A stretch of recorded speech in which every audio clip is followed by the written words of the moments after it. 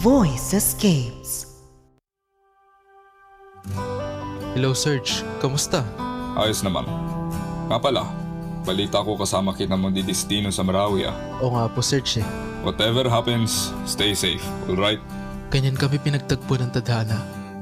Sa kampo, maraming sundalo pero siya ang nakakuha ng atensyon ko. Sadyang hindi naayala ako. That's what I thought. Move! Ano na yun? Hindi mo kasi tinitingnan yung dinadaan. Serge! It's a trap! Damn! Santos, Santos, napin mo yung pinagmulan nito. Lopez, don't move. Copy po, Sergeant Valentino. Nasa gitna na ako ng kapamakan ay nakuha ko pa ring humanga sa kanya.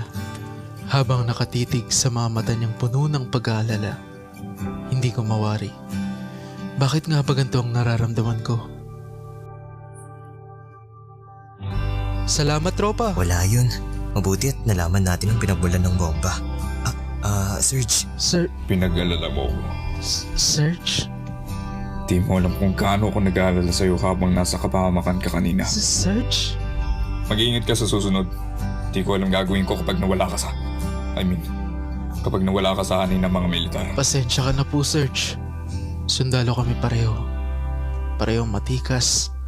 Matigas ang pangangatawan. May paninindigan. At higit sa lahat, matapang na handang ipaglaban ng bayan. Pero sadya yatang mapagbiro ang tadhana. Pinagtagpo ang landas naming dalawa. Alam ko sa sarili ko na meron akong nararamdaman na kakaiba. Careful next time. I remember during our college time. Ha? College times? Yeah, kilala na kita since college. I remember I first saw you on the field, running during your ROTC. Ang clumsy mo nun kaya napatid ka sa lupid. Nakakaya yan. Ba't hindi kita maalala, Serge? Paano mo ko makikilala busy ka lagi mag-admire sa iba? Sungit mo pa. La, parang di naman. Anyways, I gotta go. You should rest now.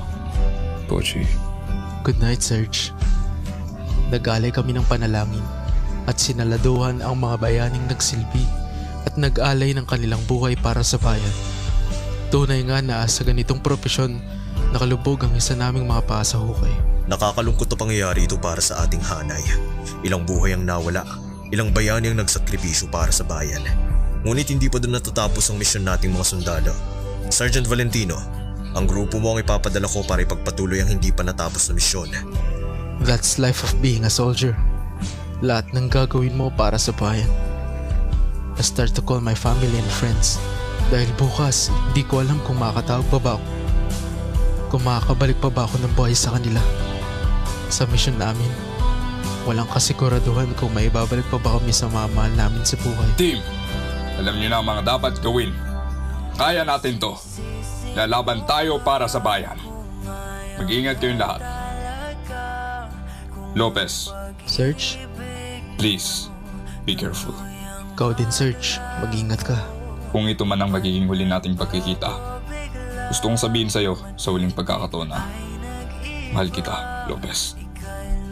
Pero sadya talagang mapaglaro ang tadhana. Napili pa kami paglaruan. Wala nga talagang kasiguraduhan kung meron pa tayong mababalikan.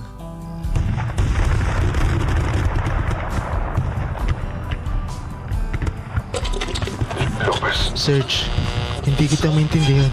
Lopez, Kap, huwag kang ganyan. Lopez. Kap, Valentino, sagutin mo ko. Natapos ang gera. Maraming sugatan. Maraming binawihan ng buhay. Marami pa rin ang nawawala sa aming mga kasamahan. Isa na doon si Sergeant Valentino. 2 araw simula nang makabalik kami sa kampo. Nanatili akong tahimik. May pusong nag-aalala. Dahil hindi pa rin nakakabalik at nahanap si Sergeant Valentino at mga kasama nito. Napadaan ako sa isang simbahan habang pabalik sa kampo. Nagsimula akong lumuhod at nakaluhod akong pumasok para ipagdasal siya. Nagmamakawan na ibalik siya ng buhay. Bakit ba ngayon ko lang na-realize na may nararamdaman ako para sa kanya? Bakit pa kasi hindi ko agad sinabi sa kanya? Huli na ba ang lahat? Mahal ko siya. Mahal ko na siya. Diyos ko. Hindi ko man nasabi pero alam mong mahal ko siya, diba? Bakit? Bakit hindi mo siya iniligtas? Tunay nga bang kasalanan ng magmahal ng kapwa ko lalaki? Kaya mo ba hinayaang mangyari ito? Napakadaya naman doon. Panginoon, parang awa mo na. Huling-hiling ko na sa'yo. Ibalik mo lang siya ng buhay. Ibalik mo lang siya ng buhay. Pangako, iaalay ko ang buhay ko sa inyo. Iligtas mo lamang siya.